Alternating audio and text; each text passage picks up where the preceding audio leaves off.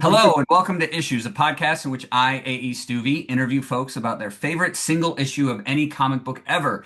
In this series, I meet with fans and pros to discuss not only why they like a particular issue they are sharing, but why comic books in general are an important part of pop culture. If you like the show, please rate and review wherever you get it. That sort of thing boosts the podcast. If you'd like to be a guest, find me on Threads or Instagram at AE Stuvie. At this point, we're on to episode 5. You should know how this little podcast came to be, so I'm not going to bore you with all those details again. Instead, I will introduce my guest, Gregg Paulsen, a guy I've known since we were in 5th grade. He is literally the first friend I had who could talk comics with me. Up to that point, I had only casual comic readers as friends. Greg, though, Greg was the real deal. An artist, a fan, a pro. Greg, why don't you tell us a little bit more about yourself? All right. Okay, yeah. About me. Live in the Quad Cities still, pretty much all my life. That's the Davenport, Moline, uh, Rock Island, Milan area. Hmm. Um, been collecting comics seriously. This is the weird part. Been collecting comics seriously. Didn't really start till I was probably 14. Hmm. You knew Because so of much. well, well, because of my brother. Hmm. My brother Chad, he's 6 years older than me. He was kind of the catalyst for everything for me, whether it was comics, drawing, my love of horror movies, Hmm. cult stuff. That was him. He was the spark. Um, been working in indie comics and publishing my own books for 25 years. Um, Back in 2019, I had a 128-page graphic novel published of a character that myself and Philip Hester created back when I was 18 Hmm. that I had been trying to get done for a long time, but I kept having too many false starts. And then it was 5 years from the day I drew the first page to the day I got it back from the printer. Nice. That was iron. That was ironclad. I have it back here on one of Yeah, these shelves. I don't know. It's back there. I promise yeah. you. And then in 2021, 2022, did my second book that was crowdfunded through Indiegogo called The Black Owl, which was actually based on a public domain character. Anybody could work on that character. And myself and Mark Poulton, who wrote it, Mark was a writer for DC. He wrote Hawkman at DC. He wrote a couple issues of Deathstroke too. Him and I created it. We kind of plotted it together, but he did all the script. I did the art. A very successful campaign. I think we are only initially asking for like a $5,000 to get printing and pay Hmm. everybody, and we ended up at the end of it. I think it finally rounded out about 20 grand. Dang. Nice. So yeah, I did very well, and people seem to dig it. Um, I am currently in the middle of working on the second volume of that I kind of put on the back burner a little bit for now. And it's Mark is more or less okay with it because he's got like 19 other books he's currently writing. So he's like, that's fine. Take your time. Hmm. So I got that. I got another little superhero thing that I'm kind of working on too that I don't really know where it's going just yet. And currently, after doing this 20 some years, I'm finally trying to branch out and work on stuff I didn't create. Signing up for the big two. Yeah, I mean, honestly, if I get something from one of the big two, I'll be eternally grateful and happy. But I'm not Mhm. going to be, losing sleep or crying if I don't get a call from Marvel or DC. Yeah, yeah. Cool. Well, man, very interesting. Long career you got here. Not that long though. We're not that old. No, I Uh, just turned 48 I, Thursday. happy birthday, by the Thank way. you. All right. Enough about you. I'm sorry. I know you like to talk about yourself, but let's let's get into your favorite comics. Sure. We talked before, top Mm-hmm. three.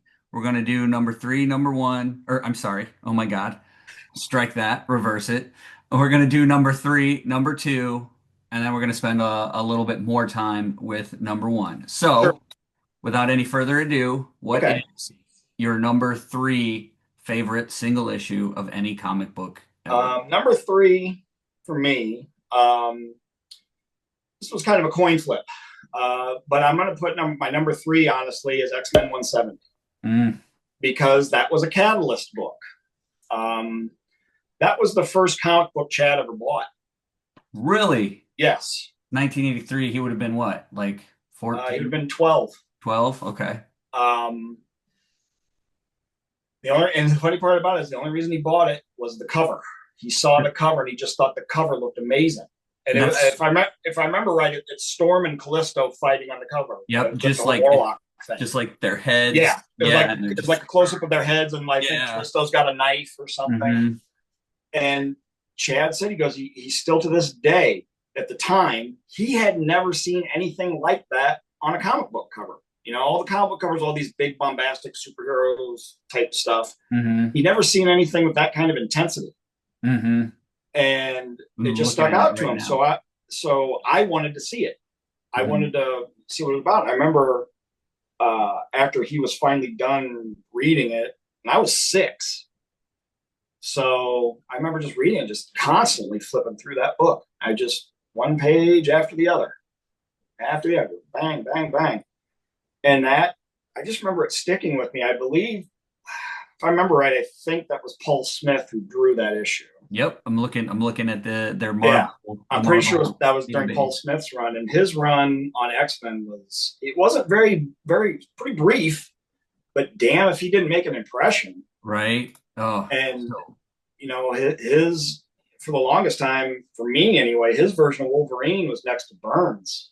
John Burns Wolverine. mhm. As far as I'm concerned, nobody could draw a better Wolverine. He's Uh, like his style, it's so like I'm looking at the cover right now, mm-hmm. right? And it's like it's clean, right? Like he's Uh-huh. got, Oh like yeah. really clear, dark lines, but like there's also something gritty about it, Mm-hmm. right? Like in a good way. Like Yeah. it's a good kind of grit. Like this is the art for this fight. Yeah. Oh, well, not only that, it's just like you look at that cover and it tells you everything you need to know about what you're going to find in the inside. Hmm. And the more I've looked at that cover over time, it's for me, it's a resonating one. It stuck with me, Yeah. and um, that's where it kind of all started.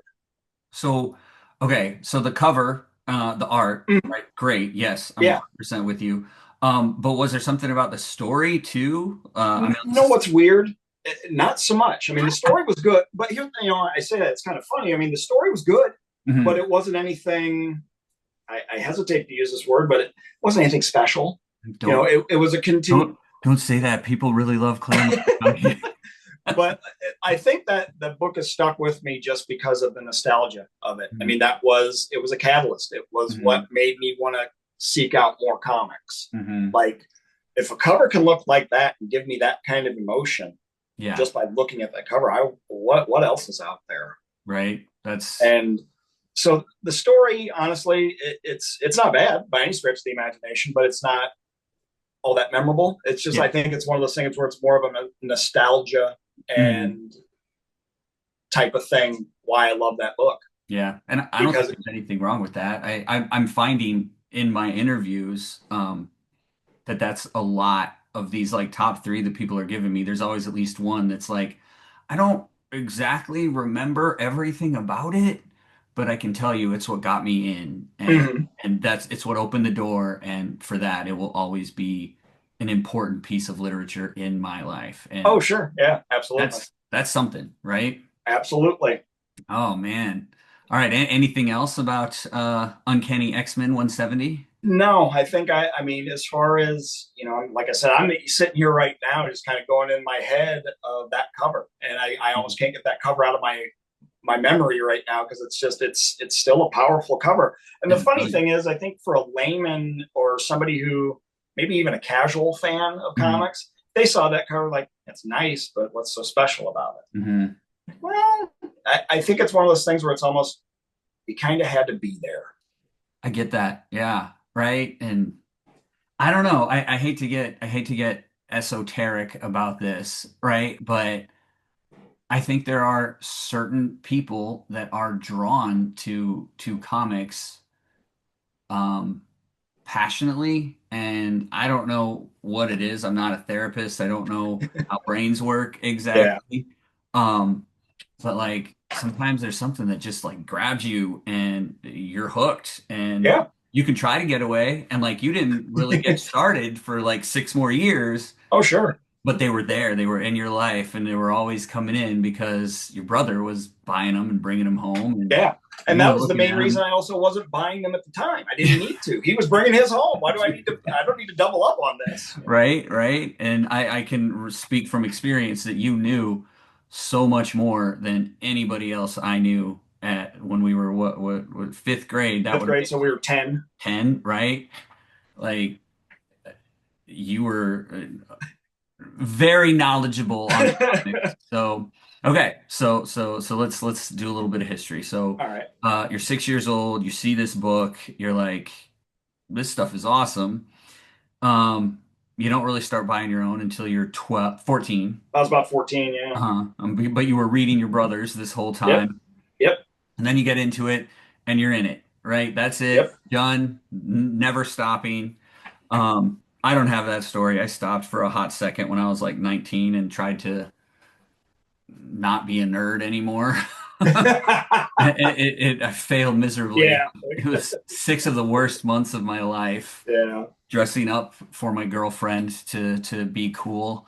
Um, but anyway, let's not talk about that. You stayed with it Yep. years and years and years, and this leads us to your second most favorite single issue of any comic. Lay it on This us. and this one is it's a much more recent book, Mm-hmm. honestly, and that's Robert Kirkman's Invincible from Image Comics. Now, 2003 is the yeah, release the year. yep, and this one was hard for me when I was working on that sheet. I was like, I didn't know if I wanted to just do Invincible number one, Hmm. or I believe it. I want to say it was Invincible issue 12. I think was the on-demand reveal, Oh, ooh. and that it was tough. But I Hmm. think if I remember right, I think I just put issue one Hmm. You of did. an. Yep. Issue Okay, yeah, one. because of when I was done, when I put down the first issue of Invincible, I just kind of stopped for a minute, Hmm. and I was like, God, if I could write and draw a superhero comic, this would be it. This would be Yeah. exactly how I'd do it. This would be the exact story I'd want to tell. It was like everything I'd ever wanted a superhero comic to be was right there. Okay, and what is it? What is everything you ever wanted a superhero comic to be? The characters were interesting, Yeah. and I mean, they were very interesting. Hmm. They looked, all of them had a simplicity to their designs, Hmm. but it told you just enough. You don't, it was one of those things where less is more. Hmm. And I was like, the character designs were perfect. There was enough twists and turns in that story that kept me interested every time I turned a page. Uh-huh. Every time, and the dialogue was sharp. Sharp. Yeah. The the fights weren't just bombastic. I'm going to beat this guy up because that's what the story calls for. Hmm. Everything had a purpose, Hmm. and it was like Jesus Christ. I don't think I'd ever read a superhero story like that, Yeah. because I mean it had elements of like Superman Hmm. and Spider-Man, and then it also had like a underlying element of like almost political intrigue with like government building superheroes and all this stuff. Is like Jesus Christ, this thing is layered Hmm. as I And don't it's think I've ever seen a new independent comic right. this layered. And it's like 22 pages. Like Yeah. it's regular size comic. Super Yes. short. And I was floored by it. Hmm. And I had read some of Robert Kirkman's other stuff because he did Battle Pope, which was this silly, It's ridiculous. indie comic thing. And And he he did some wrote, Marvel stuff. yeah, he did some, and the Marvel stuff, I'm not gonna lie, was not very impressed with. Um, and then he did, and just before, yeah, that was after Invincible. But he also did a Super Patriot miniseries for Eric Larson. Hmm. Him and Corey Walker did that, the guy who co-created Invincible. Um, so when I heard they were doing a superhero book, I was like, "Oh, okay, I'm in," because I really like that Super Patriot stuff, and Battle Pope thing that Kirkman did, I thought was pretty Hmm. interesting. So I was like, "I'll give this a shot," and yeah, first issue won me over. I was like, "Oh, this is great." Yeah. Yeah. And I was late to the game with all of Kirkman's stuff. But I got it, and I get what you're saying. It's just like, yeah, I mean, especially for the time, Mhm. 2003. Yeah. I'm not going to say superheroes were in a rut, because I don't think they were. I would say that was maybe closer to the late 90s. I think Oh yeah. they were really starting to come back around that time. Mhm. Um, but yeah, it was something different, and like it's because of you that I started reading it, because you gotta read it, you gotta read it, yeah, blah blah blah, Invincible, Invincible. I was Yeah, like, I pretty much fine, I touted that book up to just about every one of my friends yeah, who was reading comics. If you're not reading this, you need to be. it's fantastic. Mhm. Yeah, I'm with you. I have to ask though, before we move on, Sure. what do you think of the show? Um, I have watched. I thought it was good. Hmm. Um, I haven't gotten all the way through season two yet. Hmm. I'm really. I'm going to do a little side tangent here for just a second, Okay. and I think because I think this comes with age. I don't get excited about stuff much anymore, like I used to. I understand. You know what I mean? Yeah. Like when I heard they were doing, oh, Invincible's getting an animated series. All right, my wife and I watched all the first season, and we really liked it. But Hmm. I was like, okay, I'm done. Hmm. When the second series comes, I'll watch it eventually, but I'm not going to be in any rush. Yeah. Yeah. And this is true. I still haven't finished season three of The Mandalorian. And I don't know um, how many of our listeners know this, but a lot of us comic book nerds also happen to be Star Wars nerds. oh It's yeah. kind of so it is a little bit weird that he hasn't finished the season. Well, and that's the other thing too. I'm just, dude, I'm just not as invested into the stuff as I used to be. I mean, Star Wars in and of itself, I love it, and I Hmm. always will. It holds a very special place in my heart. But there's so much of it now. Hmm. You can't turn a corner without running into a new Star Wars project. Yeah, yeah, And with all the hate I received for liking The Last Jedi, yeah. The I last that I'm was the that was episode. the second of the newer Oh, movies. yeah, I loved that one too. Yeah, that's I This is a love The pro Last Last Jedi. Jedi podcast, Yes, just so yeah. everybody knows. After all the hate I received for that, I just kind of started backing off on a lot of it. I just it got so toxic, and so people were so angry that Hmm. the movie wasn't what they wanted it to be. Hmm. It's Yeah, just it was hard for me to get into that. So, and just in that's general, I just don't get excited about the stuff like I used to. It's that's like fair. my wife and I just recently watched the new Captain America. I didn't go see it in the theater. I waited until it hit streaming. Same, same. Not because I was, like Yeah, racist or anything, no, but no. because I just don't want to go to I the just and that's movies. the other thing too. It's starting to get to the point. You know, I don't really care to go to the theater much anymore. Yeah. Well, you and most of the world. Yeah, Like, I I mean feel like, sometimes I do. Like when mhm. we went and saw the new Godzilla Kong movie. I was like, I have to see that in the theater. I mean, it's Godzilla. Yes, I'm but probably gonna see Superman at the theater. yeah, I probably will do that too, and I'll probably go see Fantastic Four too. Hmm. Did you see But Thunderbolts? what's that? No, Thunderbolts? Yeah, I've me not seen neither. Thunderbolts yet. I've heard it's great. Me You too. know, I just I'm in no rush. Yeah. It's that movie's kind of filled with characters I don't really care all that much about Mhm. anyway. So Right. yeah, I mean my wife and I were talking the other night. The last thing I got excited for Marvel movie wise was the Moon Knight show. Which was pretty cool. Yeah, it was great. But yeah, all right, now back to Okay. All right. All right. comics. Now it's time for the big one. Then Yep. let's move on. We went off on too much of a tangent Yes, here. I'm sorry. No, it's just as much my fault. We haven't talked in a long time, folks, No, and we have not. we grew up together. So, So yep, okay. So your number one choice, number one choice lay it on us. was Thor number three from 2007. Mm-hmm. The J. Michael Straczynski, Olivia Copiel run when they brought Thor back after Civil War. Mm-hmm. That single issue, it was amazingly illustrated for sure. Oh, he's fantastic. Oh, he's an amazing artist. But the story of that, it's very simple, Hmm. very simple story. But Thor is finally showing everyone how big a badass he actually is. Hmm. And that's the one thing about Thor. He is, with Captain America, they are my two favorite Marvel characters. They Hmm. always have been. What pisses me off about Thor is not Thor's fault. It's writers and fans who think he's not that powerful. Superman could beat Thor. No, he couldn't. Superman is an alien. Thor is a fucking god. Whether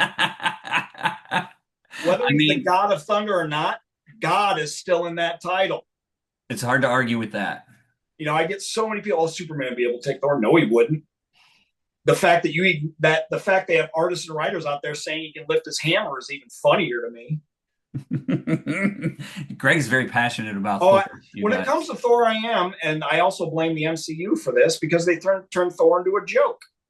Yeah, especially that last movie. It was I a don't want to talk little, about that. little too comical for me. Yeah, And and that single issue of Thor showed everyone he is not someone you want to fuck with yeah, ever. don't trifle with Thor. Okay, all right. And I remember this run. Thor was like dead for a Yeah, while, yep. and this issue is after Civil War when Tony Stark had basically made this robot Thor that It was was cloned from Thor's DNA. right. Yeah, it was it was a clone, so it was like a Yep. clone, and this Thor was doing Tony's bidding, and nobody likes to talk about how terrible Tony Stark comes off in the Civil War Oh comic. God, he's Like awful. he's a monster. And then the what is it? The companion comic, Civil War. I can't remember what I have it. It's the two reporters Mm-hmm. are digging into it's Civil War front lines. Yep. Front The end of lines. it, you Yep. find out that sorry, spoiler alert, folks. You find out that Tony Stark was like investing in stock for weapons to defeat superhero, like to kill super, and they were like, dude, and like despicable, right? Yeah. And making this robot clone Thor despicable that was doing his bidding. So Thor comes back and Asgard is like floating just above Oklahoma, which I Yep. always thought was super Oh cool yeah. imagery, right? Yep. Um, Thor finds out that Tony has built this robot, and then what happens? Um, Thor confronts him because Tony realizes Thor's alive and he wants to recruit him to come work for the good guys, his side. And Thor basically tells him in no uncertain terms, no, I'm not working for any side, but you and I need to have a talk. Yeah, And they have a talk, all right. they do. Um, Thor fries his suit Hmm. completely, shuts it down, Hmm. and he can't get it to come back on. Thor tries uh, hitting him full blast with every repulsor ray he has on that suit, and it does absolutely nothing to Thor. Hmm. And so Thor, he tries charging at Thor, and Thor takes one small swing of Mjolnir at him and knocks Tony into next week with it. And at that point, fries him with lightning, and then picks him up by his throat and rips off his faceplate, Hmm. and basically tells him, "You are a horrible human being. Hmm. I can't believe you and I were ever friends. Hmm. And the fact that you did what you thought you could do with my genetic code, how dare you?" Yeah. And basically tells me, you ever try anything again like that again, you're going to learn what the difference is between a thunder god and a mortal man in a tin suit. And then boom, Then it's boom, over. it's over. And basically, what made that issue the single best issue for me, it's still my number one, is just the dialogue. The Yeah. dialogue between Thor and Tony, and Wow. that the fact that Straczynski, in my opinion, writes Thor the way Simonson did, Hmm. Like which a god. Simonson is the benchmark for Thor. There's never going to be another better writer artist who ever worked on that book. I don't Hmm. care what anybody says. Yeah. The way Straczynski wrote Thor in that was so on point. It made me feel like I was reading a Simonson Thor book. Yeah. And that's high It's praise. just so good. So good. Oh. And I mean, that Straczynski's whole run on Thor was great. And Mhm. I was sad when, he left. Yeah. And I remember too, this whole Thor Iron Man beef, it took a while It for took them a to long reconcile. Like time. other writers used it, and I mean, comics are comics, and Yeah. you know, but yeah, it was anytime a story like that can have such a lasting effect, I think is a sign that it was pretty good. Yeah. And, especially if it's just one single issue. You know, Right. there's always the mini series, or this was a Mhm. mini series. You got to read all of it to really get the full thing. No, you didn't with that issue. I mean, Right. what he basically Thor laid it all out for him right then and there. 20 pages done. Yep, done. All right, man. Well, that is fantastic. Solid choices all around. We are unfortunately running out of time. All right. So, anything else you'd like to say about these comics before we call it a day? Honestly, I mean, if you like anything I suggested, I mean, if any of that sounds, yeah, definitely pick it up. Hmm. Those old the Thors especially. I mean, you can get those in trade paperback, Yeah. Mhm. reasonably priced. I think it's on the trade for that. For I think it's like the first 5 or 7 issues of his run is like only $15. Right. I think same with Invincible. And I mean, Invincible, they've got so many collected yeah, editions of that now. yeah, You know, and X-Men 170. If you do want to see what we're talking about, just Google the cover. right. It's awesome. Yes. All right. Well, thanks. Thanks for sharing. Thanks for Yeah. coming on my show. Yeah. Absolutely. This took me back to middle school, man. Hanging out in your basement talking comics Yep. on a Thursday night. Because back when we were kids, comic book day was Thursdays. No, it was Wednesday. It was It Wednesday. was always Wednesdays. It's Always been always been Wednesdays. Wednesday. Oh man, Always been Wednesdays. I'm getting old, folks. Okay. Yep. Uh,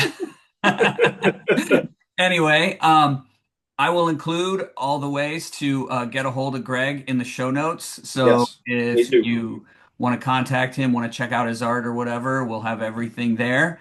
And don't forget, if you enjoyed your time with us, to write a review. We're on Spotify, Substack, YouTube, and Apple Podcasts. So thank you, everybody. Thank you, Greg. You're And welcome. Thank you, Aaron.